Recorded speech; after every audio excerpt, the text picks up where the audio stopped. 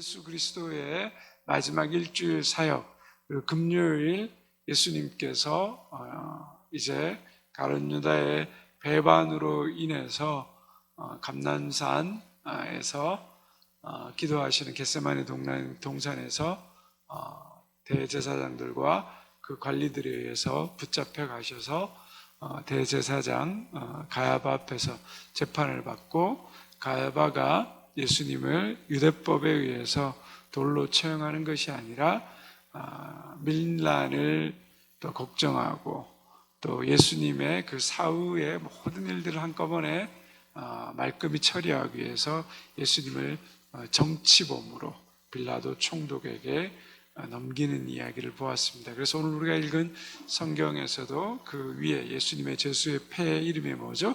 유대인의 왕. 왕은 로마의 가이사 한 사람밖에 없는데 예수님이 왕이라는 그 명칭을 통하여서 예수님을 정치범으로 십자가형에 처하게 만들어졌다라는 그 사실들을 우리가 지난 시간까지 보았습니다. 결국 로마 총독 빌라도는 예수님에게 죄가 없다는 것을 알았지만 백성들이 계속해서 당신이 예수를 자칭 유대인의 왕이라고 하는 이 사람을 십자가에 못 박지 않으면 당신은 가이사의 충신이 아니다.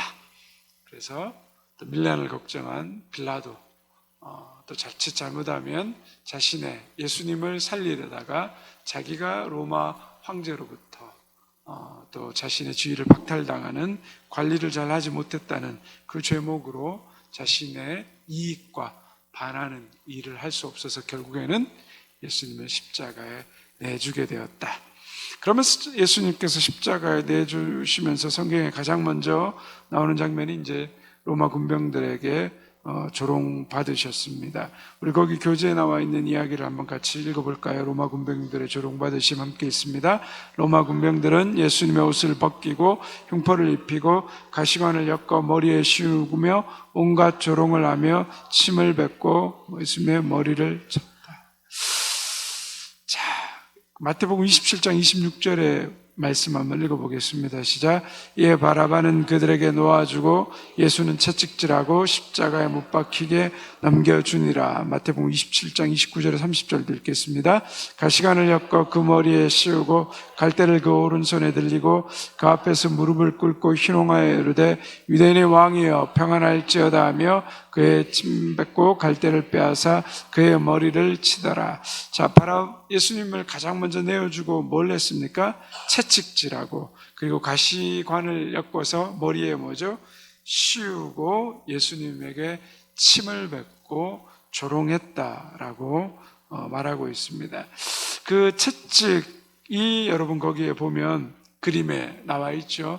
우리 앞에 이미지로도 보여지는데 그냥 일반적인 채찍이 아니라 그 가죽끈 끝에다가 쇠조각이나 뼈조각을 이렇게 박아 놓은 겁니다. 그래서 죄수를 기둥에 묶고 꼼짝하지 못하게 한 다음에 내리치면 저 쇠조각이 어떻게 됩니까? 등에 살조각을 파게 됩니다. 그래서 출혈을 일으키고 심할 때는 사람 몸속에 뼈까지 보인다는. 그래서 유대법에는 40에 하나감함에 39대를 때리게 돼 있잖아요. 그보다 더 맞으면 죽는다라고 생각을 한 거죠. 실질적으로 40 이상 때려보니까 죽는 일들이 생기니까 그거보다 감한 매를 가했거든요. 근데 로마의 법에는 그런 횟수의 제한이 없습니다. 제수였기 때문에 심하게 채찍질을 당하시죠. 그러면서 아마 많은 출혈이 있었을 거고, 또 가시관으로 머리를 씌우게 되면 어떻습니까? 두피가 굉장히 얇잖아요, 그죠? 그리고 모세혈관을 파괴해서 상당한 피가 흘렀을 것이다. 그리고 조롱과 또 사람들의 그 모욕을 감당하신 예수 그리스도의 모습을 우리가 조금 그렇게 깊이 있게 좀 기억해 볼 필요가 있습니다. 그렇게 채찍질하고 매질을 당하신 다음에 이제 십자가를 지고 예수님께서 그 골고다까지 이제 십자가를 메고 가게 되십니다.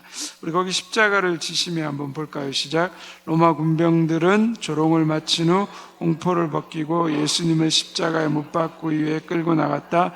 도중에 구레네에서 온 시몬이란 사람이 잠시 예수님을 대신해서 십자가를 지게 되었고, 예수님은 골고다 언덕으로 향하는 십자가의 길을 걷게 된다. 마가복음 15장 21절에 한번 읽어보겠습니다. 시작.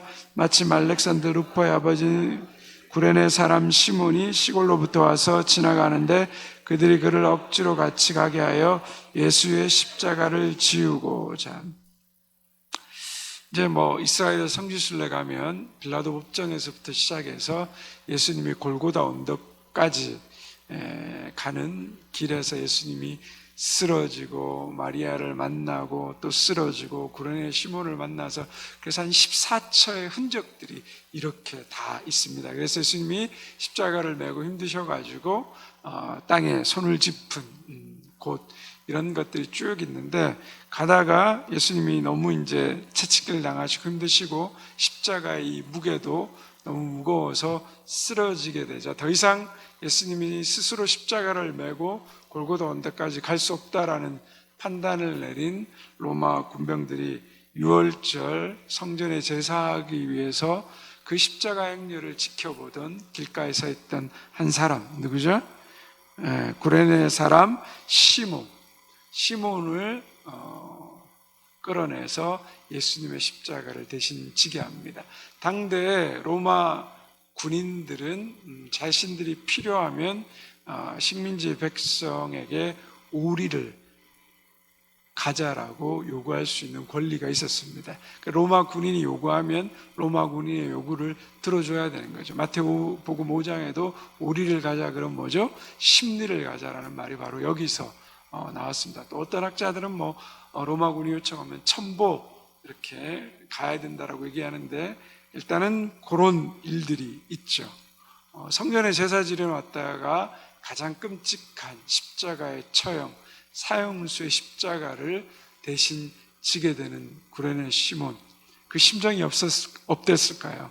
아마 구레네 시몬에게 있어서는 자신의 지금까지 살아온 날 중에 뭐죠? 가장 재수가 없는 날이었을 겁니다. 재수 온 붙었다 그러잖아요.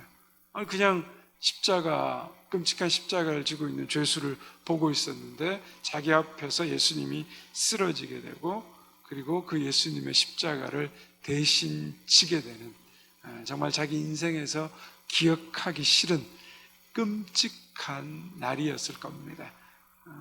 우리가 십자가를 진다고 할 때 그 십자가를 기쁨으로 즐거워서 질 수 있는 사람은 잘 없을 겁니다. 대부분 억지로 지게 되는 거죠. 평생 운동하는 사람들에게, 운동으로 단련된 사람들에게 물어보면요, 아침에 일어나서 눈 떠서 즐거움을 가지고 자기 몸을 단련하고 운동하러 나가는 사람은 거의 없습니다. 100%, 한 99% 없습니다.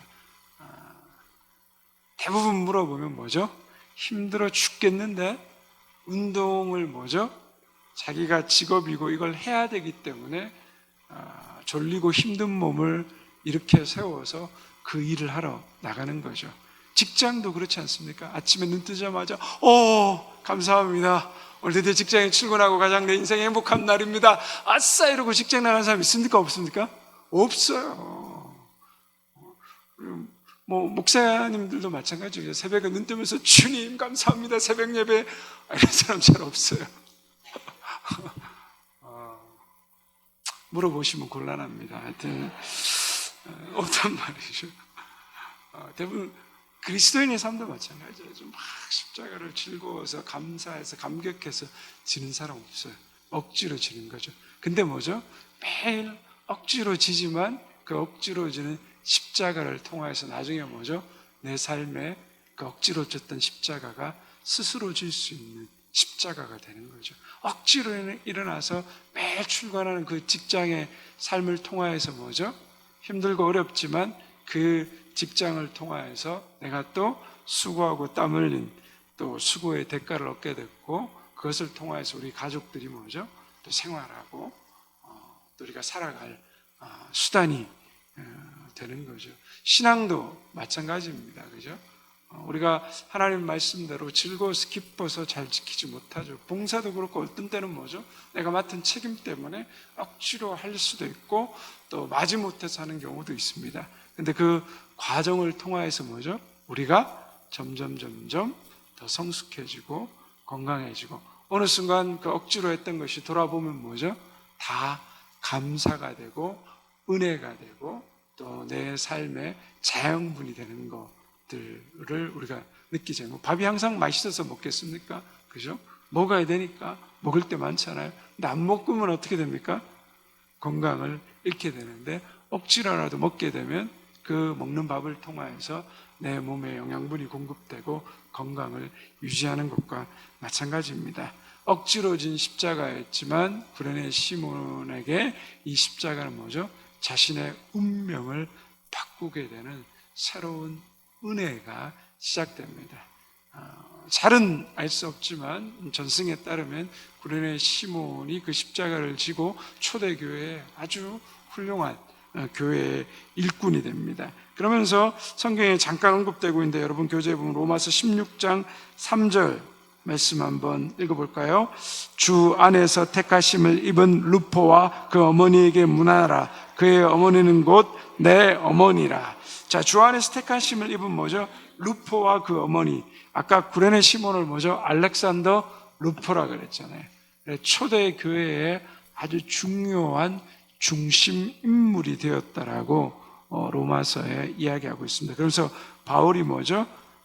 그 구레네 시몬의 그 루포의 어머니가 뭐죠? 곧 내 어머니다라고 얘기하듯이 아주 그 억지로 진 십자가였지만 그 주님의 십자가를 통하여서 구레네 시몬이 변화받고 그 가족이 구원받고 초대교회에 있어서 굉장히 중요한 인물이 되었다는 것을 우리가 성경을 통하여서 또 알게 되는 그러한 은혜가 있습니다.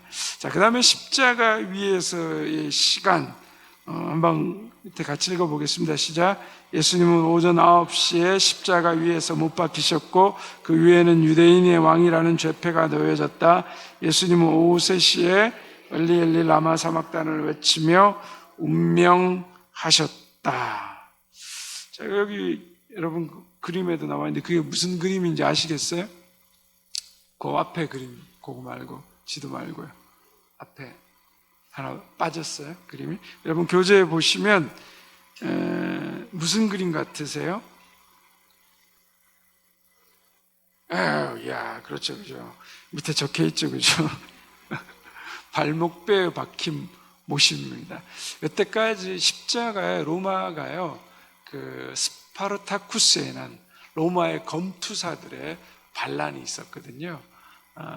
그게 역사에 기록되어 있는데 그때 로마가 딱 잘못하면 이 검투사들에 의해서 점령당할 뻔했는데 그때 그 스파르타쿠스의 난을 점령했을 때 그 로마로 들어오는 길가에다가 몇 킬로인지 지금 정확하게 기억 안 나는데 6천 명을 못 박았다고 합니다.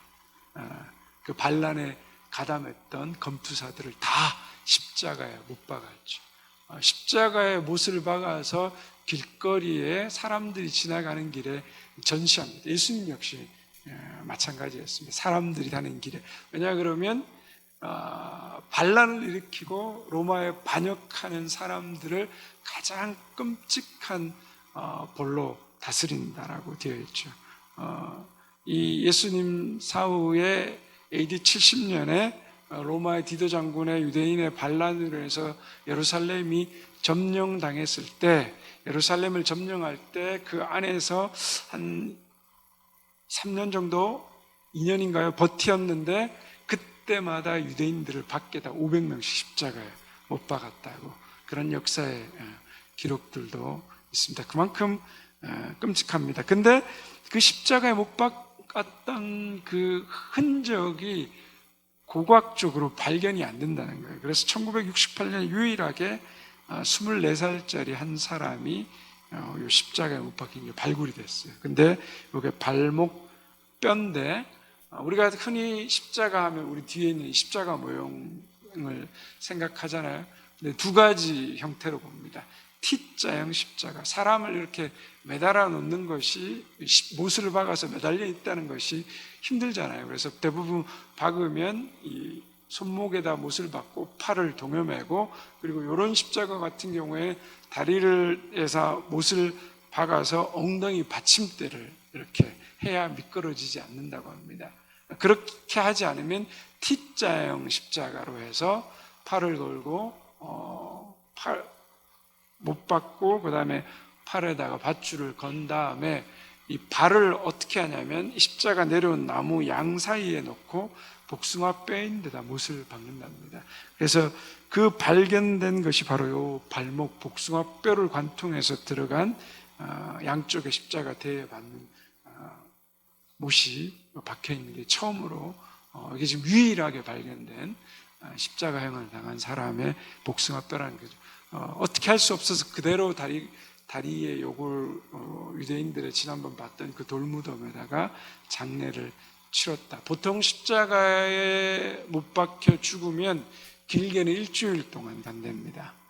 피가 흘리고 못을 박힌 상태에서 호흡을 하게 되고 질식하게 되는데 길게는 일주일 동안 죽지 않는다. 그러니까 그 고통이 죽은 것 같은데 보면 또 이렇게 호흡하고, 그리고 보통은 대부분은 십자가 위에서 내버려 둡니다. 그러면 새들이나 짐승들이 와서 사람들의 이 십자가에 매달린 시체를 먹게 되는, 그래서 그만큼 끔찍한 벌이라고 로마의 역사가들도 이 십자가형만큼 처절하고 처참한 법은 없다. 황제들도 십자가형만 내렸지 직접적으로 본 적이 없는데 한번 십자가형을 그 역사의 기록에 보고 밥을 먹지 못하고 계속 토했다라는 그런 기록들도 나와 있을 만큼 끔찍한 십자가형입니다. 그러니까 예수님이 그만큼 우리로선 상상할 수 없는 고통과 아픔, 극심한 그러한 통증과 아픔을 가지시고 그렇게 돌아가셨죠. 자, 한번 그 뒷장으로 넘어가시면 예수님이 그러면 어디서, 골고다라는 게 어디냐 한번 보시면, 우리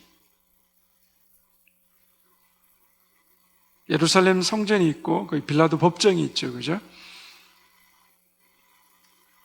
그리고 거기서부터 이렇게 쭉 오셔서 여러분 골고다 있죠. 근데 골고다가 어디에 있어요? 성 밖에 있습니다.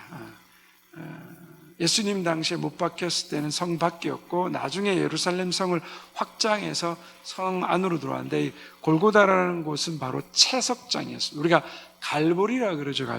갈보리는 라틴어로 해골이란 뜻이고 골고다는 아람어로 해골이란 의미거든요. 그러니까 갈보리 골고다가 똑같은 거예요. 똑같은 말인 거예요. 그래서 채석장, 돌무더기 있는데 이곳에다가 사람들을 죽이고 시체를 버렸다는 거죠. 무덤이 있는 것이죠. 유대인들에게 무덤은 어떤 곳입니까? 굉장히 부정한 곳이잖아요. 만질 수 없는 거잖아요. 그러니까 유대인을 십자가에 못 박고 그 골고다라는 무덤 언덕에 뼈들이 있는 무덤 속에다가 박았다는 건 뭐예요? 유대인으로 하여금 가장 수치스러운, 가장 끔찍한 그러한 사형을 받게 했고, 그 골고다 버려진 채석장, 그리고 사람들이 지나가는 길에서 보게 돼 있죠. 흉포를 벗겼다고 우리 아까 성경에 읽었잖아요.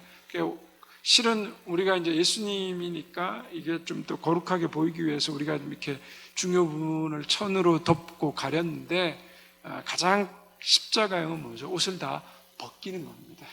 죄수로 하여금 사람들에게 가장 모욕감과 치욕을 주는 겁니다. 그래서 사람들이 보고 조롱하고 수치를 스럽게 이야기하는 그 모든 정말 인간이 받을 수 있는 가장 끔찍한 고통과 가장 큰 수치의 그 형벌이 바로 이 십자가요. 예수님이 그 묘지 위에 유대인들이 가장 부정해서 만지기 싫어하는 그곳에 묻혔다는 사실을 우리가 보게 됩니다. 그래서 지금 현재 이곳에 이제 성묘교회라 그래서 예수님 또 이 무덤 위치가 이게 정확한 건 아니에요. 또 다른 곳에도 또 고든의 갈보리라 그래서 또 조금 위치가 다른 곳도 있는데 어쨌든 이곳에 예수님의 성묘교회가 세워져 있습니다. 그래서 성지순례 가면 수많은 사람들이 찾는 곳이 바로 이 골고다의 성묘교회입니다. 우리 잠시 한번 그 성묘교회를 보도록 하겠습니다. 십자가 위에서 인류를 구원하기 위해 비극적인 최후를 맞습니다. 이곳에 들어선 성묘교회에는 모진 고문과 굴욕을 당한 예수가 십자가에 못 박혀 숨을 거둔 후 무덤에 묻히기까지 기록이 남아 있습니다. 전 세계 기독교 신자뿐만 아니라 여행객들도 순교의 땅인 이곳을 꼭 들러가는데요.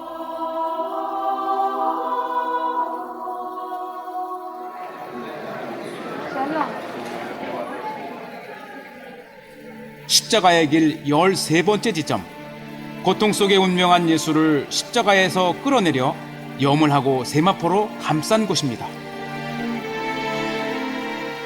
기독교 신자들은 인간을 죄와 고통에서 구원하기 위해 피 흘린 예수 그리스도를 기억하며 뜨거운 눈물을 흘리는데요.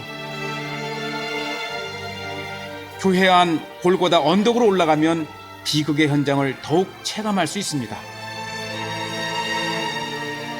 예수가 2명의 강도와 함께 십자가형에 처해졌던 장소인데요. 예수님을 달았던 십자가가 섰던 바로 골고다 그 장소입니다.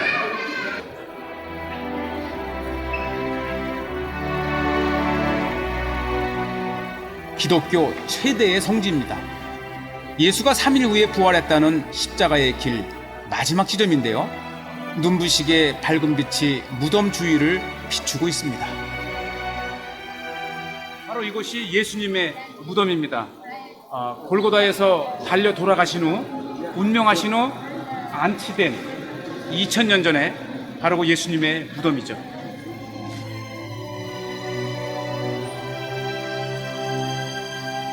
드디어 예수 무덤이 자리한 예배 처소로 들어갑니다. 무덤 속에 안장된 후 큰 돌을 굴려 막아두었다고 하는데요.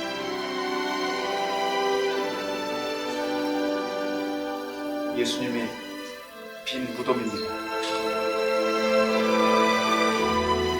신약 성경에는 예수가 3일 동안 죽음에 있다 부활했다고 기록되어 있습니다. 이웃을 섬기고 고통받는 이들을 외면하지 말라고 가르쳤던 예수. 이웃사랑을 넘어 원수까지 보듬어 안았던 구원자의 가르침이 분쟁의 땅 예루살렘에 울려 퍼집니다.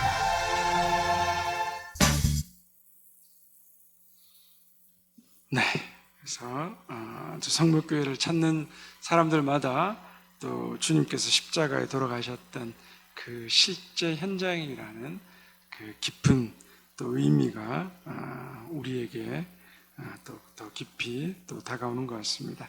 마지막으로 한번 우리가 예수님의 그 십자가 우리 가상 7원을 한 번 더 조금 더 생각해 보면서 우리가 말씀을 좀 마무리하려고 합니다. 예수님은 누구든지 나를 따라오려고는 뭐라고 말씀하셨습니까?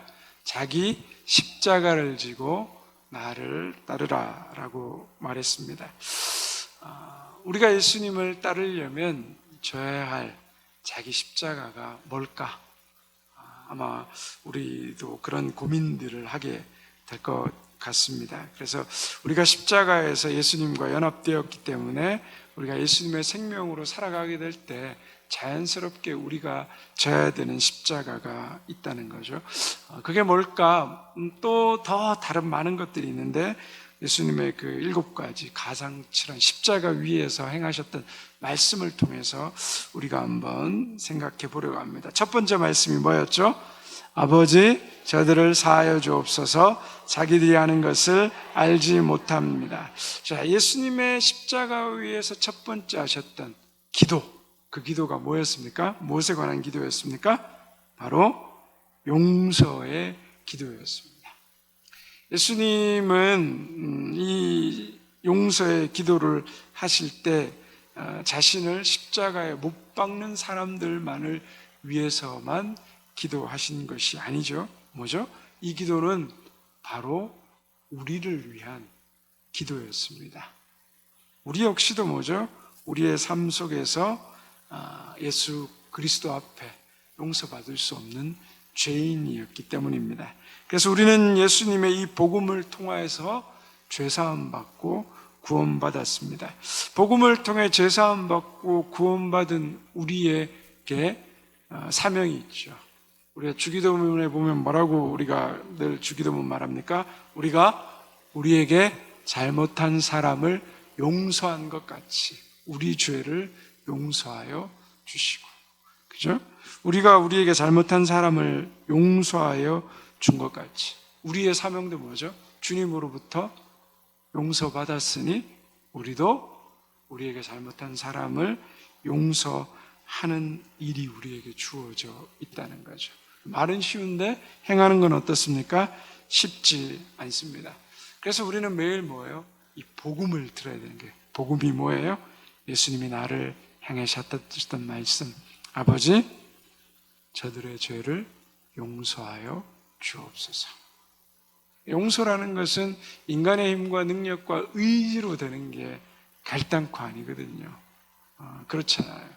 우리가 누군가 미운 사람이 있고 누군가 나에게 억울한 일을 당하게 하고 문제를 일으키고 어려움을 당하게 한 사람을 내 의지로 용서가 안 되죠. 무엇에 의해서 용서가 되냐면 오직 복음, 나를 십자가에서 용서해 주신 예수 그리스도, 아버지, 저들의 죄를 사하여 주옵소서. 그 복음이 날마다 나에게 들려질 때 우리는 용서할 수 있는 사람이 되는 겁니다. 용서의 사명을 가진 사람들이 뭐죠? 우리 그리스도인이라. 이것이 우리가 져야 될 첫 번째 십자가이다 라는 그러한 또 생각을 해보고요. 두 번째, 예수님이 뭘 말씀하셨습니까? 오늘 내가 나와 함께 낙원에 있으리라. 이거는 어떤 장면에서 나온 거죠? 양쪽 편에 달린 강도 중에 한 사람이 예수님을 막 비방하면서 네가 하나님의 아들이면 우리를 좀 구원해봐라 이러고 막 하니까 강도가 뭐라고 말합니까? 우리는 죄 받을 만한 일을 했기 때문에 죄 받는 거지만 이분은 그러한 잘못이 없다. 그리고 그가 뭐라고 말합니까? 당신의 나라에 들어갈 때 뭐죠? 나를 구원해달라. 그랬더니 예수님이 뭐라고 말하셨습니까? 오늘 내가 나와 함께 낙원에 있으리라. 자, 어떤 죄인이라도 하나님 나라를 구하는 사람, 그 사람을 예수님은 뭐죠? 거절하지 않으신다는 거예요. 우리가 평생 동안 예수님 안 믿다가 마지막 죽음의 순간에 그렇잖아요. 신방 요청하시잖아요. 우리 아버지, 우리 어머니, 우리 형제, 우리 남편, 우리 부인 구원받았으면 좋겠는데 목사님 꼭 오셔서 예배 드려달라고. 가죠. 그리고 가서 복음을 전합니다. 받아들이는 분들도 있고 받아들이지 않는 분들도 있습니다. 왜 그 일을 합니까? 저런 인간 구원 받으면 안 되는데. 그런 사람도 있잖아요. 평생 동안 이 악하게 산 이런 인간, 이 마지막 순간에 구원받으면 이거 억울해서 어떻게 사나? 그런데 예수님께서 마지막 죽으면서까지 하신 일이 뭐예요? 한 영혼을 구원하신 일이잖아요. 우리에게도 어떤 사명이 있어요? 마지막까지 우리의 생명 다하는 그날까지 뭐죠? 영혼 구원에 대한 이 십자가가 우리에게 있는 거예요. 우리의 가족일 수도 있고 우리의 친구일 수도 있고 우리의 이웃일 수도 있다는 거. 하나님 나라를 구한 사람, 진심으로 자신을 돌이키고 하나님 나라를 구한 그 사람을 주님은 외면하지 않으셨다는 겁니다. 그것이 이 말씀이 또 용서와 또 연결되고 우리가 해야 될 사명 역시 마지막까지 한 영혼에 대한 구원, 그 마음. 그래서 우리 교회 안에는 뭐죠? 한 영혼에 대한 마음이 가득해야 됩니다. 주님이 끝까지 사랑하셨던 한 영혼 누구일까요? 딴 사람 생각하시면 안 되고 누구예요? 나야, 나. 나를 끝까지 사랑하셔서 나를 구원하셨던 주님. 그 주님의 마음을 내가 가지고 오늘도 내가 구원해야 될 영혼, 한 영혼을 소중히 어렵고 힘들고 소외되고 주님을 모르는 사람을 향해서 우리가 다가가야 되는 것. 그것이 또 우리가 져야 될 십자가이다. 세 번째 무슨 말씀하십니까? 여자여 보소서 아들이니라. 보라 내 어머니다. 자, 나의 인생의 마지막까지 내 곁에 있어 줄 사람이 누구예요? 남편 섭섭하겠네. 그죠? 내 남편이고 내 부인이고 없으면 뭐죠? 내 어머니고 내 자식이죠. 그 인생이 딱 보면 가장 중요한 사람들이 누구인가가 딱 드러나는 거예요. 그죠? 가족이에요, 가족. 마지막에 내 곁을 지켜줄 사람은 뭐죠? 딴 사람 아니라는 거예요. 아무리 여러분 뭐 가까운 친구 있어 보십시오. 아무리 뭐 내 간이라도 빼줄 사람 이웃 있다 그래도 뭐죠? 그 사람도 내 마지막을 못 지켜줘요. 내 마지막을 지켜줄 유일한 사람은 누구죠? 가족이에요, 가족. 주님을 위해서 내 목숨이라도 내놓겠다라고 얘기했던 제자들 다 도망갔잖아요. 근데 그 예수님 곁에 누구예요? 끝까지? 그 어머니 마리아가 지키잖아요. 그 예수님 십자가에 죽으시면서도 또 마지막까지 기억한 사람이 누구예요? 가족이에요. 자기 어머니예요. 내가 마지막 죽을 때 뭐 저 멀리 있는 친척, 이웃 그런 얘기 안 하죠. 가장 내가 안타까워하고 가슴 아파하는 사람들이 누구예요? 남겨진 가족이잖아요. 가족. 내 아내, 내 남편, 내 자식. 그래서 유언은 이웃에게, 친구에게 하는 게 아니라 뭐죠? 내 가족들에게 하는 거잖아요. 예수님도 뭐죠? 마지막 죽음의 순간에 예수님의 가족을 기억하시고 그 가족을 돌보기를 원하셨다는 거예요. 우리가 늘 가장 중요하게 생각해야 되는 이웃은 바로 내 가족이라는 거예요. 가족. 우리가 싸워도 어떻게 해요? 때로는 얼굴도 보기 싫고 꼴 보기도 싫고 그러지만 또다시 뭐죠? 회복하려고 하는 게 가족의 관계잖아요. 남이나 이웃이나 친구는 기분 나쁘고 화가 나면 뭐죠? 쳐내버릴 수 있어요. 끊어버릴 수 있어요. 안 만날 수 있어요. 근데 가족은 어떻습니까? 그게 안 돼요. 법적으로 갈라서기 전까지는 내가 끝까지 함께 가야 돼. 그래서 가장 소중한 사람이 내 가족이라는 사실을 예수님께서 마지막 그 죽음의 순간에 우리를 통해서 보여줍니다. 그러면서 예수님이 뭐라고 말합니까? 보라 내 어머니라. 누구에게 말합니까? 예수님은 세상과의 모든 이제 죽음을 통하여서 관계가 단절된 아픔 속에 계셨는데 예수님이 제자 요한에게 어머니를 맡기면서 뭐라고 말했어요? 보라 내 어머니라. 여러분 이상하지 않습니까? 요한의 어머니, 마리아가 요한의 어머니가 될 수가 없잖아요. 제자인데 예수님이 뭘 말하고 있어요? 새로운 영적 가족, 공동체를 만들고 계신 거예요. 예수 그리스도 안에서 새로운 영적 가족 공동체 뭐예요? 교회예요, 교회. 예수님의 그 가족과 친척들이 예수님이 병자를 고치고 기적을 일으키고 하니까 우리가 아는 예수 이상한데 귀신 들렸나 미쳤나 싶어서 찾아와서 막 했더니 예수님이 그때 형제들이 찾아왔다고 그랬더니 예수님이 뭐라고 말해요? 누가 내 형제며 누가 내 어머니냐? 뭐라고 말씀하셔요? 하나님 아버지의 뜻대로 행하는 사람이 내 형제고 내 가족이다 얘기하시잖아요. 보라 내 어머니다. 뭐예요? 하나님의 뜻대로 행하는 새로운 가족 공동체, 교회에 대한 말씀이죠. 우리가 교회에 오면 그래서 좀 세상 사람들이 닭살 돋는 말 뭐라고 말합니까? 형제님, 자매님 이러잖아요. 무슨 형제님, 자매님. 이게 우리가 어떤 육신의 어떤 혈육의 관계를 얘기하는 게 뭐죠? 예수 그리스도 안에서, 예수 그리스도의 그 몸과 피로 그리스도 안에서 뭐죠? 하나 된 사람들. 그래서 예수님의 그 몸과 피를 우리가 함께 먹고 마시잖아요. 성찬을 통해서. 그게 뭐예요? 영적으로 한 가족이라는 거예요.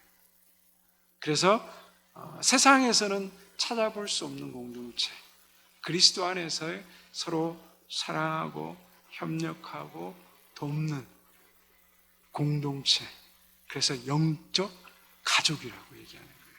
그래서 우리가 교회에서 우리 집사님, 권사님, 장로님 이렇게 모든 분들을 보면 뭐예요? 내 형제고 내 자매다. 그리스도 안에서 뭐죠? 하나 된 예수 그리스도를 통하여서 만나게 된 가족이다. 그러시잖아요. 어디서 저희가 한 번이라도 본 적이 있나요? 우리가 어디 세상에서 언제 안 적이 있습니까? 근데 교회 들어왔더니 아이고 집사님, 아이고 권사님, 아이고 장로님 반가워요. 가족처럼 기뻐하시고 환영하시죠. 예수님께서 본인은 이제 죽음을 통하여서 또 부활하시고 승천하시지만 이 땅의 교회를 통하여서 뭐죠? 새로운 영적 가족 공동체, 아름답게 그리스도 안에서 사랑의 공동체가 세워져 가기를 바라시는 거죠. 그리고 그 사랑이 흘러서 우리 이웃들에게 예수 그리스도의 사랑을 알게 하는 그 사명을 또 우리에게 주셨습니다. 네 번째, 예수님께서 뭐라고 말하려고 합니까? 나의 하나님 어찌하여 나를 버리셨나이까? 자, 예수님이 절규와 고통 속에서 하나님과의 그 관계가 완전히 죄의 값을 짊어지셔야 되기 때문에, 음부에 내려가셔야 되기 때문에 완전 단절되는 그 고통을 가지셨죠. 그래서 엘리 엘리 라마 사막단이라고 말씀하시죠. 근데 이 말씀은 그냥 예수님이 머릿속에서 창조해서 기도한 말씀이 아니라 시편 22편 1절에 보면 내 하나님이여 어찌 나를 버리셨나이까? 어찌 나를 멀리하여 돕지 아니하시오며 내 신음소리를 듣지 아니하시나이까? 이 말씀을 그대로 인용하신 말씀입니다. 예수님은 죽음의 순간에도 뭐예요? 이 말씀대로 기도하셨고 말씀에 순종하셨고 하나님을 붙들고 계셨다는 거예요. 예수님은 어떤 상황에서도 뭐죠? 하나님을 놓지 않고 계셨다.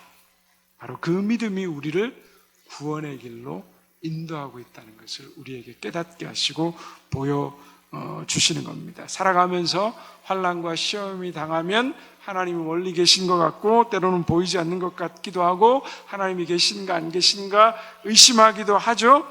하나님이 버리신 것 같은 느낌이 들 때도 있습니다. 그때도 우리가 기억해야 될 것은 뭐예요? 나의 감정과 나의 생각을 신뢰하는 것이 아니라 하나님의 약속을 믿는 믿음, 하나님의 말씀을 신뢰하는 믿음, 임마누엘이라는 내가 너와 함께한다. 내가 세상 끝날까지 너와 함께하리라. 이 약속의 말씀을 믿는 것. 그래서 우리가 십자가에서 죽으시면서까지 마지막까지 하나님을 붙드셨던 예수님을 기억해야 하는 거죠. 그리고 그 예수님을 바라보면서 나도 힘들고 고통 속에 울부짖고 있는 자들에게 뭐죠? 찾아가서 위로자로 버팀목이 되어 주어야 한다. 그것이 우리가 져야 될 십자가이다 라고 우리가 기억할 수 있습니다. 다섯 번째로 뭐라고 말하고 있습니까? 내가 목마르다. 그죠? 예수님이 십자가에서 내가 목마르다. 이건 예수님이 참 하나님이면서 동시에 뭐죠? 참 인간이라는 것을 우리에게 보여주고 있습니다. 우리의 고통과 우리의 연약함을 다 체휼하셨기 때문에 그 예수님 앞에 우리의 모든 고통과 고난을 아랠 수 있다라는 거죠. 그런데 예수님이 목마르신 이유가 뭡니까? 예수님이 십자가에 못 박힌 이유가 뭐예요? 예수님 스스로의 죄 때문인가요? 아니죠. 우리의 죄 때문이죠. 그 예수님의 목마름은 뭐 때문입니까? 우리를 위한 목마름이었다는 거죠. 죄인인 우리를 구원하시고 우리에게 영원한 생명을 주시기 위한 목마름, 우리를 위해 십자가에서 자신의 모든 물과 피를 쏟으심으로 예수님의 목마름으로 우리가 생명을 얻었다는 거죠. 우리가 이 사실을 기억한다면 우리의 삶 가운데서도 목말라 있는 사람들을 향하여서 나도 역시 그 목마른 사람들에게 우리의 헌신과 우리의 눈물과 우리의 사랑과 우리의 기도를 통하여서 그 사람들에게 생명을 줄 수 있는 사람이 되어야 된다. 그것이 우리가 져야 될 십자가이다. 이렇게 우리가 또 한번 생각해 볼 수 있습니다. 여섯 번째로 뭐라고요? 다 이루었다. 자, 33년밖에 안 살았는데 공생애 3년인데 뭘 다 이루었을까? 근데 여러분 실제적으로 예수님 시대 당시에 평균 수명이 몇 살일까요? 몇 살일 것 같아요? 예수님 시대, 로마 시대 사람들의 평균 수명. 예? 40세? 50세? 이 로마 시대 당시의 사람들의 평균 수명이요 25세였답니다. 그렇죠? 말도 안 된다 싶죠? 근데 이게 전체 인구의 평균 수명이잖아요. 아이들이 태어나서 죽는 일이 너무 많았어요.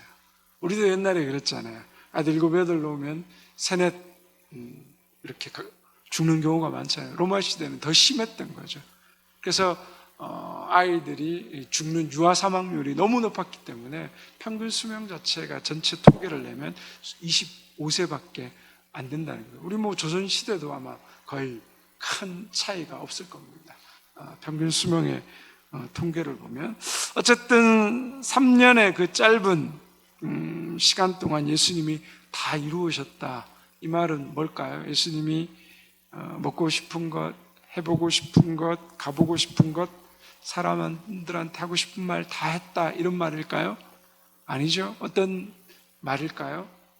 이 말은 헬라어로 말하면 테텔레스타스타이라는 말인데 이 말은 뭐냐 그러면 외상값을 모두 치렀다라는 의미입니다. 다 이뤘다는 말이 뭐죠? 예수님이 우리 대신 십자가에 우리 죄값을 다 치르시고 우리를 구원하셨다라는 거죠. 그것은 뭐예요? 내가 하고 싶은 것, 내가 원하는 것, 내가 먹고 싶은 것, 가보고 싶은 것 이런 거 다 못했을지라도 하나님께서 예수 그리스도를 보내신 그 뜻을 이루는 그 삶을 살고 마치면 뭐예요? 우리 인생은 하나님 앞에서 다 이룬 인생이 된다는 거죠. 때로 아쉬운 거 많잖아요. 죽을 때 되면 이것도 해봤어야 되고 저것도 해봤어야 되고 하고 싶은 것도 많고 지금도 그렇잖아요. 뭐 어디도 가보고 싶고 뭐도 먹어보고 싶고 어떤 일도 해보고 싶고 그래서 우리가 뭐 인생의 버킷리스트 이런 거 만들고 하잖아요. 물론 그런 것도 우리에게 중요한데 정말 가장 중요한 건 뭐예요? 내 인생에서 뭐죠? 하나님 뜻을 이루며 살아왔다면 하나님을 사랑하고 이웃을 사랑하는 삶을 살아왔다면 주님이 고백하셨던 그 놀라운 고백을 우리도 할 수 있게 되는 것입니다. 그래서 하나님 뜻을 이루는 인생을 살아가는 것 그것이 곧 우리가 져야 될 십자가이다. 자, 마지막 말씀 한번 볼까요? 시작. 아버지여 내 영혼을 아버지 손에 부탁하나이다. 자, 예수님이 죽음이 끝이라고 생각하셨으면 이런 기도하셨을까요? 아니죠. 죽음이 끝이 아니라 뭐죠? 우리의 몸의 부활이 있다라는 것, 하나님을 믿었기 때문에 자신의 영혼을 하나님께 부탁할 수 있는 기도를 드리셨습니다. 예수님이 이 말씀에서 하나님이 어떤 분이신지 우리에게 보여주고 있습니다. 그죠? 하나님께서는 이 땅 위에서 우리의 사명과 삶이 끝나는 순간 우리의 영혼을 뭐죠? 받아주시는 분이라는 거예요. 사람들은 죽음의 순간에 모든 것이 끝난다고 생각하지만 예수님은 뭐예요? 죽음의 순간이야말로 하나님께서 우리의 영혼을 받아주시고 우리의 영혼을 책임져 주시는 그 순간임을 일깨워주고 있다는 거예요. 우리가 이것을 믿을 때 죽음으로부터 자유할 수 있다는 겁니다. 그래서 제가 항상 임종예배 가면 이 본문 가지고 말씀 증거합니다. 아버지, 내 영혼을 아버지 손에 부탁합니다. 지금까지 여러 많은 사람들에게 자신의 삶을 맡기고 세상의 삶을 살아왔지만 마지막 죽음의 순간에 우리의 영혼을 책임지고 우리의 영혼을 영원한 하나님 나라의 생명으로 인도하실 유일한 하나님, 그 주님의 이름을 부르십시오. 아버지, 내 영혼을 아버지 손에 부탁합니다. 얼마나 든든하고 얼마나 평안하고 얼마나 신뢰할 수 있는 그 믿음의 기도인가. 우리의 삶이 마지막 이르렀을 때 내 영혼을 맡길 수 있는 하나님이 있다는 것, 그것보다 여러분 더 큰 복이 어디 있습니까? 그래서 우리는 이미 받아야 될 복을 다 받았다고 엄밀하게 말합니다. 우리가 세상에서 살기 위해서 구하는 것은 그냥 이 세상에서의 우리 삶의 영위에 관한 것일 뿐이지, 정말 가장 중요한 복은 뭐예요? 죽음의 순간에 내가 이 세상에서 그렇게 간절히 얻기를 원했던 것이 내 영혼을 구원할 수 없다라는 사실인 거예요. 그 죽음의 순간에 내 영혼을 구원할 수 있는 유일한 보험이라고 말하면 좀 그렇고, 유일한 길은 뭐죠? 길이요 진리요 생명 되신 예수 그리스도, 그 의를 의지하는 것밖에 없다. 그래서 우리가 이 사실을, 우리가 가장 큰 은혜와 복을 받은 사람이라는 것, 죽음의 순간에도 영원한 생명, 부활을 기도할 수 있는 자라는 것을 우리가 기억하고 갔으면 좋겠습니다. 유명한 스펄전 목사님이 세상을 떠나면서 자신의 생애를 4단어로 요약했습니다. Jesus died for me. 예수님이 나를 위해 죽으셨다. 이것이 나의 모든 신앙과 삶의 결론이다. 우리는 나를 위해 십자가에 죽어주신 주님, 그 주님 앞에 어떻게 응답해야겠습니까? 제가 기도하고 마치겠습니다.